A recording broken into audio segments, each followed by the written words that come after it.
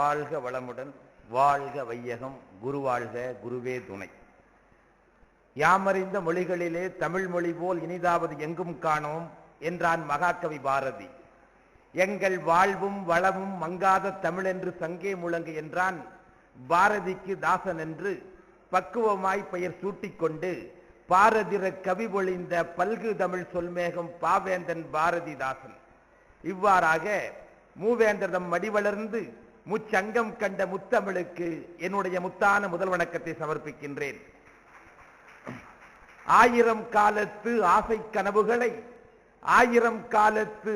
கனவுகளை அடிமனதில் சுமந்து கொண்டு ஒரு வசந்த விடியலுக்காக ஓயாது உழைத்துக் கொண்டிருக்கிற உங்கள் அத்தனை பேரையும் அன்போடு வணங்கி மகிழ்கின்றேன். அமர்ஜோதி நகரின் 12வது ஆண்டு விழாவில் அறிவு திருக்கோயிலின் 12வது ஆண்டில் உங்களோடு பகிர்ந்து கொள்வதற்காக கோவையிலே இருந்து நான் அள்ளி வந்திருக்கிற கருத்துக்கள் எல்லாம் வெள்ளிக்காசுகள். உங்களோடு பகிர்ந்து கொள்வதற்காக நான் கோவையிலே இருந்து அள்ளி வந்திருக்கிற கருத்துக்கள் எல்லாம் வெள்ளிக்காசுகள். உங்களில் யாராவது இடம் தங்க காசு இருந்தால் அதை வாங்கி கொண்டு இந்த வெள்ளிக்காசை நான் வீசி எறிந்து விடுவேன். அதே நேரத்தில் தகரக்காசுகளை வைத்துக் கொண்டிருந்தால் இந்த வெள்ளிக்காசுகளை வாங்கிக் கொள்ள அடம்பிடிக்க கூடாது.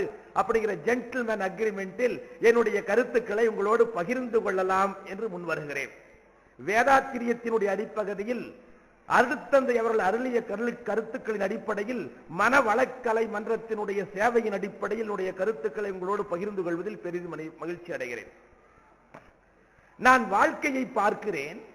யாருமே பிறக்க வேண்டும் என்று ஆசைப்பட்டு பிறக்கவில்லை, என்னை உட்பட. பிறந்து விட்டோம் என்று வாழ்ந்து கொண்டிருக்கிறோம்.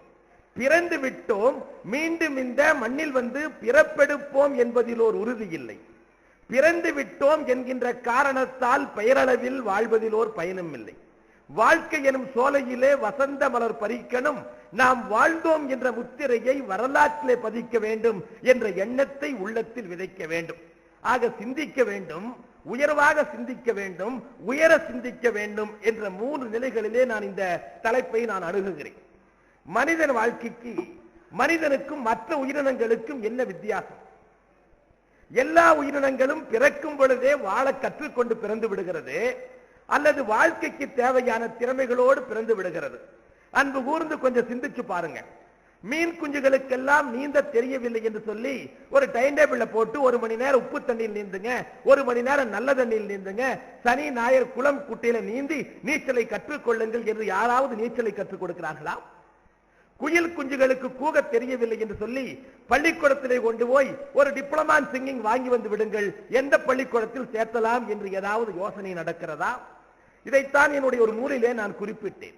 நீந்த தெரியாத மீன்கள் இல்லை, ஓடத் தெரியாத மான்கள் இல்லை, பாடத் தெரியாத குயில்கள் இல்லை, ஆடத் தெரியாத மயில்கள் இல்லை.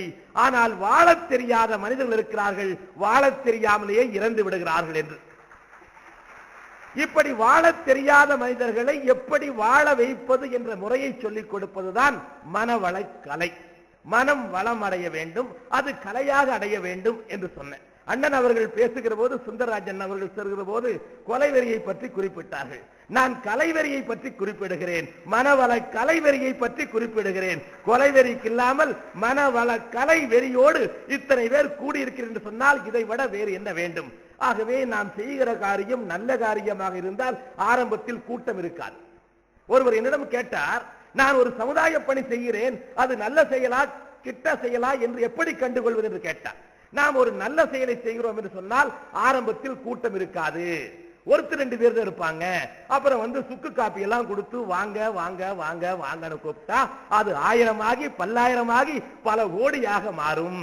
கெட்ட காரியம் செய்யலாம், எல்லாரும் கூட்டமா வருவான், கூட்டமா எடுத்துட்டு ஓடியே போயிடுவான், கடைசியில் எவனும் இருக்க மாட்டான்.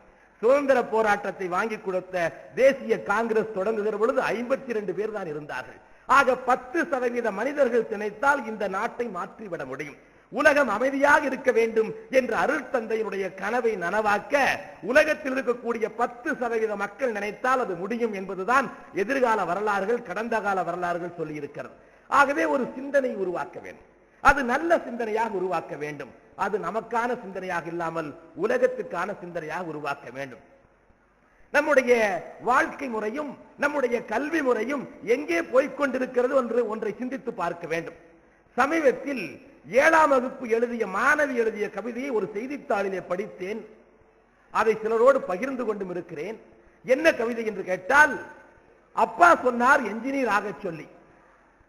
அப்பா என்ஜினியர் ஆக சொல்லியிருக்கார். அப்பா சொன்னார் என்ஜினியர் ஆக சொல்லி, அம்மா சொன்னால் டாக்டர் ஆக சொல்லி, அண்ணன் சொன்னான் அட்வொகேட் ஆக சொல்லி, அக்கா சொன்னால் ஆடிட்டர் ஆக சொல்லி, ஆனால் இதுவரையில் யாருமே சொல்லவில்லை நல்ல மனிதராக வேண்டும் என்று அந்த மாணவி எழுதுறார். இந்த கைதட்டல் அந்த மாணவிக்கு போய் சேரணும். நல்ல மனிதராக வேண்டும் என்று சொல்லிக் கொடுக்கிறது.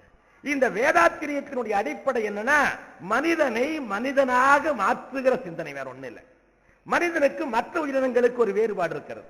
என்ன வேறுபாடு? எல்லா உயிரினங்களும் எப்படி பிறக்கிறதோ அப்படியே இறந்து விடுகிறது. அன்பு கூர்ந்து கொஞ்சம் சிந்திச்சு பாருங்க. ஒரு எருமை எருமையா பிறந்து எருமையா வளர்ந்து 5-6 குட்டி போட்டு எருமையாகவே செத்துருது.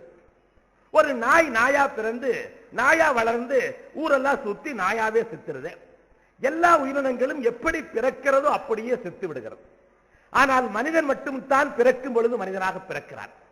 தன்னை உணர்ந்து தான் உயர்கிற பொழுது மனிதன் மனிதனாகி விடுகிறார். மனிதன் மனிதனாகி விடுகிறார். இன்னும் அவருடைய எல்லைகள் விரிந்து மற்றவர்களுக்காக பாடுபடுகிற பொழுது, மற்றவர்களுக்காக தன்னுடைய சிந்தனையை, நேரத்தை, செயலை செலவு செய்கிற பொழுது மனிதன் மனிதனாகி மகானாகி மகாத்மாவாகி விடுகிறார், தெய்வமாகி விடுகிறார். ஆகவே மனிதனாக பிறந்தவன் மனிதனாகவே சாகக்கூடாது. அடுத்த பரிணாம வளர்ச்சிக்கு வர வேண்டும். மனிதன் மனிதனாக வேண்டும், மனிதன் மகானாக வேண்டும், மகான் மகாத்மாவாக வேண்டும், அவன் தெய்வமாக வேண்டும். பிறந்த பிறகு பல பரிணாமங்கள் உள்ளே நடக்க வேண்டும். அப்படி உள்ளே நடக்க வேண்டும் என்று சொன்னால் அதற்கு ஆதாரமாக இருக்கக்கூடிய மனம் செம்மைப்பட வேண்டும். நாம் விஞ்ஞானத்தில் வளர்ந்திருக்கிறோம், தொழில்நுட்பத்தில் வளர்ந்திருக்கிறோம், மருத்துவத்தில் வளர்ந்திருக்கிறோம். எல்லா துறைகளிலும் மனிதன் இன்று வளர்ந்திருக்கிறான். ஆனால் மனிதன் வளரவில்லை. ஏனென்றால் மனிதன் வளர வேண்டும் என்று சொன்னால் அவனுடைய மனம் பண்பட வேண்டும். இல்லாவிட்டால் அவன் வளர முடியாது. எப்படி சார்னா, ஒரு காலத்துல வேலை வச்சுட்டு வேல் வேல் வெற்றி வேல் சண்டை போட்டான். இன்று பீரங்கி வைத்துக் கொண்டு நியூட்ரஜன் குண்டுகளை வைத்துக் கொண்டு கண்ணுக்கு தெரியாமல் கொன்று வீழ்த்துகிறான் என்று சொன்னால் மனிதன் வளர்ந்திருக்கிறான் என்று அர்த்தமா? நினைச்சு பாருங்க. 2 பேர் காட்டுக்குள்ள போன 2 நண்பர்கள். காட்டுக்குள்ள போகும்போது திடீர்னு ஒரு கரடி வந்துருச்சு.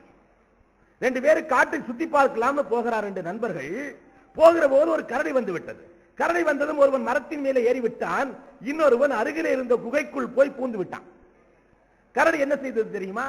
அந்த குகைக்கு முன்னால போய் நின்னுடுச்சு. நினைச்சு பாருங்க, ஒருத்த மரத்து மேல, இன்னொருத்த குகைக்குள்ள. கரடி போய் குகைக்கு முன்னால் நிக்குது. குகைக்குள்ள ஓட வெளியே வர்றா, கரடி அங்கேயே நிக்குது. திரும்ப உள்ளோடிட்டு வெளியே வர்றா, கரடி அங்கேயே நிக்குது. இவன் உள்ளும் வெளியுமாக ஓடிக்கொண்டே இருக்கிறான்.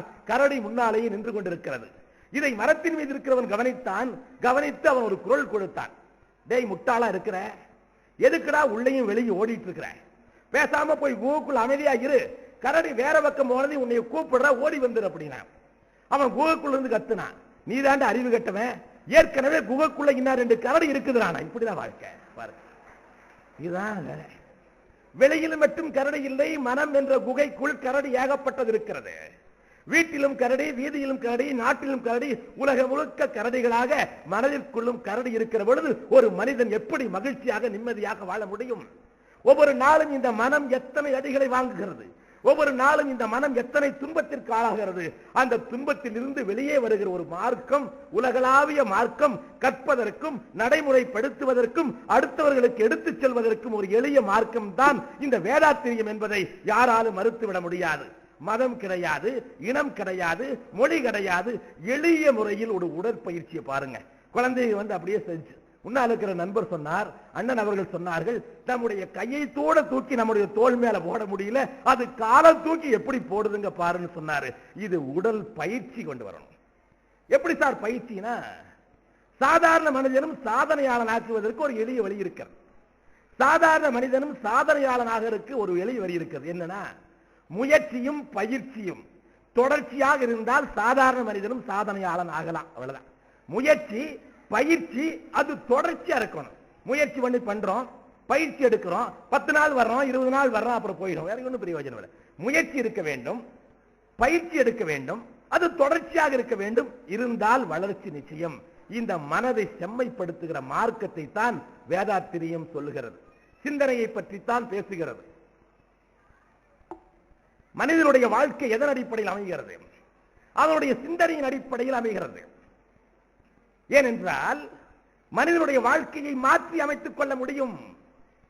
ஒரு புலி நான் மாமிசம் சாப்பிட்டு சாப்பிட்டு எனக்கு போர் அடித்து விட்டது, இனிமேல் அசைவத்திலிருந்து சைவத்திற்கு மாறிவிடுகிறேன் என்று சொல்ல முடியுமா? பூனை இருக்கிறது, மியா மியா என்று கத்தி எனக்கு போரடித்து விட்டது, இனிமேல் புலியை போல நான் உருவுவேன் என்று சொல்ல முடியுமா? சொல்ல முடியாது. கம்ப்யூட்டர் உலகத்தில் நாம் இருக்கிறோம். கம்ப்யூட்டரை பற்றி மற்றவர்களுக்கு தெரியும். கம்ப்யூட்டரை நாம் புரோகிராம் பண்ணுகிறோம். என்ன புரோகிராம் பண்றோமோ அது வெளியே ரிசல்ட் வருது. அதுபோல நம்முடைய மனதை எப்படி புரோகிராம் செய்கிறோம் என்பது முக்கியம். ஒன்றுமே புரோகிராம் செய்யாமல் வைத்திருந்தால் அப்படித்தான் இருக்கும். அண்ணன் அவர்கள் கதையிலே ஒரு விஷயத்தை சொன்னார்கள். மனவளக்கலை கற்றவர்கள், வேளாத்திரியத்தை கற்றவர்கள், இந்த அறிவு திருக்குறளோடு சம்பந்தப்பட்டவர்கள் கடுமையான வார்த்தையை பேசுவதை கூட இல்லை என்று அதை ஒரு தவமாக வைத்திருக்கிறார்கள் என்று சொன்னார்கள். கடுமையான வார்த்தையை பேசாமல் இருப்பதே ஒரு பெரிய தவம். இயல்பினான் இன்சொல் சொல்வது ஒரு பெரிய தவம். அந்த தவத்தை செய்கிற உங்களை உள்ளபடியே வாழ்த்துகிறேன். உங்கள் அத்தனை பேருக்கும் நான் பூமாலை அணிவித்து வாழ்த்த வேண்டும் என்று ஆசைப்படுகிறேன். ஏனென்றால் பூமாலை அணிவித்தால் அது வாடிவிடும் என்பதற்காக கவிதை பாமாலை அணிவித்து உங்களை வாழ்த்துகிறேன். வாழ்க வளமுடன் என்று வாழ்த்துகிறேன்.